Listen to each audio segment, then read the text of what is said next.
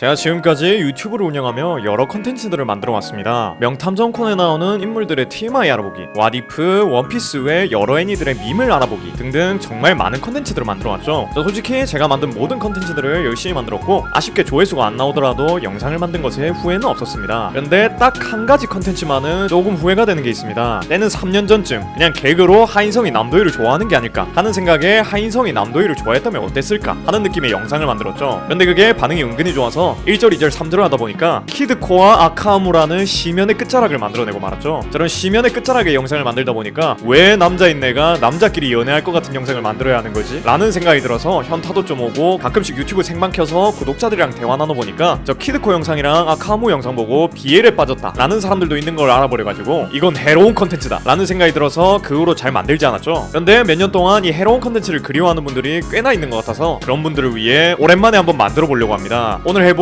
해로운 컨텐츠는 키드와 코난 그리고 하인성의 엇갈린 사랑에 관한 이야기입니다. 미리 일단 경고해드리자면 남자끼리의 썸씽을 싫어하는 분들은 지금 나가주시길 바라겠습니다. 전 분명히 경고했어요. 안 나가고 그냥 보고 있다가 와 씨발 이게 뭐야 라고 하셔도 제 책임은 없다는 거 알아두셨으면 좋겠네요. 나가라고 했어요 분명히. 해가 따사로운 아침, 코난은 기다렸다는 듯이 일어나서 뉴스를 틀어봤습니다. 뉴스에는 키드가 예고했던 전시장이 나오고 있었고 오늘 밤 이곳에 키드가 온다는 내용의 뉴스가 나오고 있었습니다. 사실 어제 보라의 삼촌인 정지로 씨가 키드의 예고장을 받았고 그 예고장을 보여주기 위해 유명한 탐정사무소를 방문했었죠. 그 예고장에는 내일 저녁 어떤 보석을 훔치러 가겠다 라는 말이 적혀있었고 코난은 오랜만에 키드와 만난다는 생각에 기뻤습니다. 키드 역시 설레긴 마찬가지였죠. 매번 자신이 물건을 훔치러 갈 때마다 자신을 방해하는 그 녀석이 이번에도 과연 자신을 막을 수 있을지가 궁금했거든요. 시간이 조금 흐르고 둘은 이번에도 역시나 마주쳤고 코난은 키드에게 이번에도 잡았다 라고 말을 했고 키드는 미안하지만 이번에도 놓친 것 같은데 라고 말을 하며 그 자리를 벗어났죠. 코난은 살짝 아쉽긴 했지만 그래도 오늘도 저 녀석의 얼굴을 봤으니 됐다 라고 생각을 했고 키드 역시 마음만 먹으면 더러운 수를 써서라도 본인을 잡을 수 있겠지만 그냥 키드 본인의 트릭만 풀어내고 늘 놓아주는 저 탐정놈이 아직도 자신을 쫓아와준다는 사실을 기뻤습니다. 오랜만에 이딴 거 만들고 있는 저는 매우 슬프네요. 아무튼 이렇게 둘은 서로의 마음을 키워가고 있었는데 어느 날은 키드가 페어리 립이라는 보석을 훔치겠다는 예고장을 날렸고 이번에도 코난은 기쁜 마음으로 키드를 막기 위해 키드를 만나기 위해 키드가 예고한 곳으로 가려고 했습니다. 근데 이번엔 평소랑은 다르게 코난의 가장 친한 친구인 하인성도 이번 예고장이 적힌 장소에 오겠다는 말을 했습니다. 코난은 자신이 가장 친한 친구와 키드가 만난다고 생각하니 뭔가 기분이 묘했습니다. 만약 인성이가 안 봐주고 그냥 키드를 잡아버리면 어떡하지? 라는 생각과 인성이도 키드를 좀 잘 봐줬으면 좋겠다 라는 생각 등이 머리를 스쳐 지나갔죠. 근데 키드를 보는 좋은 날인데 이렇게 복잡한 생각을 하고 있으면 안 될 것 같다고 생각하여 일단 상황이 닥치면 그때 어떻게든 처리해야겠다 라고 생각하며 넘어갔죠. 그렇게 예고한 날이 됐고 키드는 페어리립이 전시되어 있는 곳으로 변장을 하여 사전 답사를 가봤습니다. 보석이 전시된 곳에는 어떤 형사와 함께 코난도 있었죠. 키드는 코난을 보고 역시나 왔구나 라고 생각하며 기뻐하고 있었는데 근처에 못 보던 고등학생 탐정이 있었습니다. 그 녀석은 뭔가 어떤 여자애한테 쩔쩔매는 것 같아 보였죠. 그 모습에 키드는 저 여자애로 변장하면 일이 좀 쉬워지면서 코난이랑도 좀 붙어있을 수 있겠다 라는 생각이 들어서 그 고등학생 탐정의 여자친구로 보이는 아이로 변장을 했습니다. 그렇게 키드는 가영이라고 불리는 여자애로 변장하여 하인성이라 불리는 고등학생 탐정과 계속 붙어있었습니다. 처음에 키드는 이 하인성이라는 친구가 본인을 가영이라는 여자애로 알고 계속 카바를 쳐줘서 매우 편리하다고 생각을 했죠. 그런데 계속 이 인성이라는 남자애는 자신을 따라다녔고 키드는 문득 얘가 자신이 변장한 걸 아는 게 아닐까 하는 생각을 했습니다. 그래서 살짝 대비를 해야겠다고 생각했는데 갑자기 인성이는 가영이로 변장한 키드를 어떤 방에 데리고 오더니 키스를 하려고 했습니다. 키드는 진심으로 당황했습니다. 솔직히 남자랑 키스를 할 거라고 생각도 안 했고 그래도 만약에 한다면 남들과 하고 싶다는 생각을 했었거든요.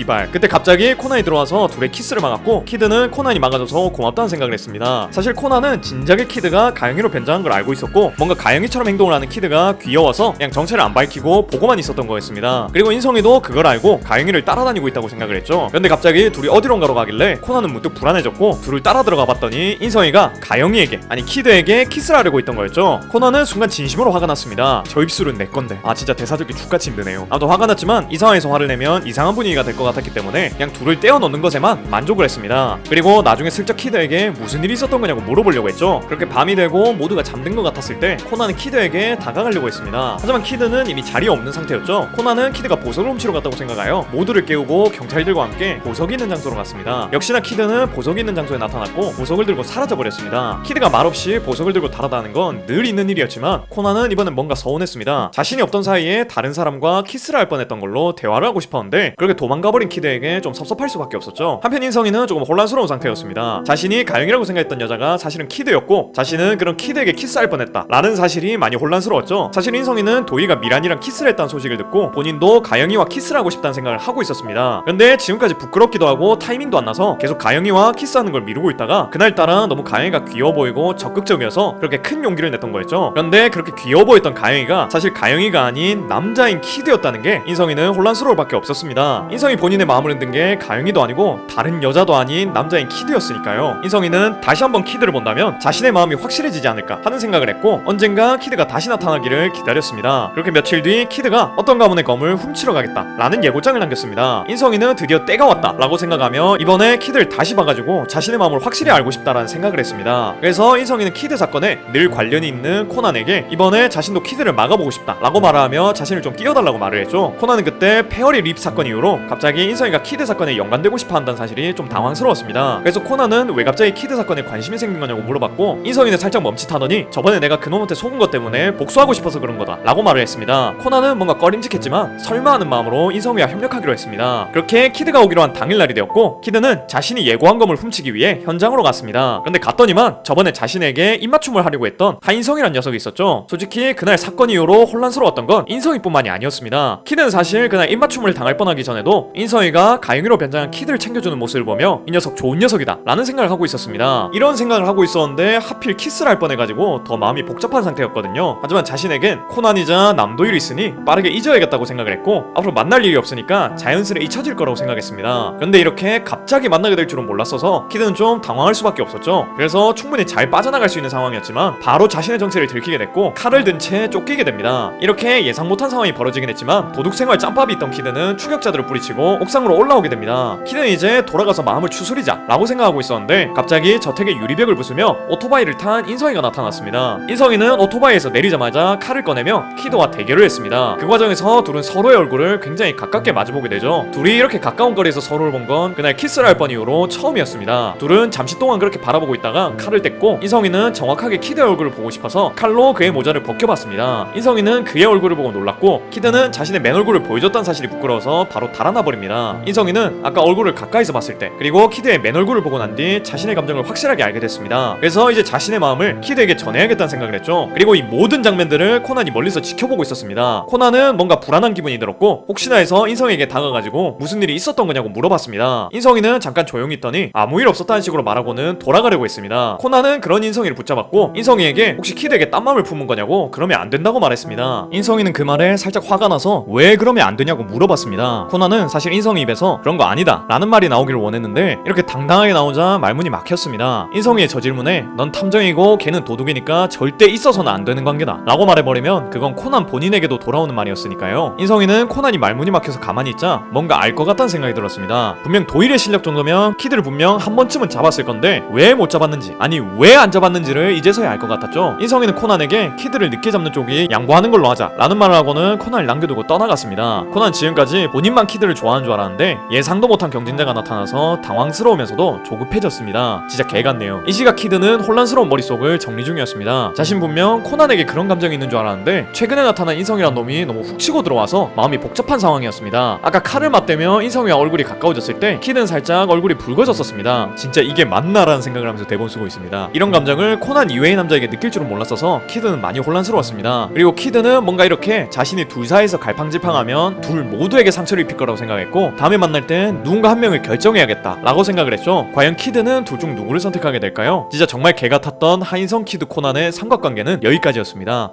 겁나 거의 3년 만에 이 컨텐츠 하는 것 같은데 여전히 변함없이 대본 적기 빡센 것 같습니다. 분명 여러분들이 원했으니까 만들었으니 좋아하시길 바랍니다. 오늘도 이런 영상 봐주셔서 너무 고맙고 전 더 재밌는 영상으로 돌아오겠습니다. 그럼 다음 시간에 만나요.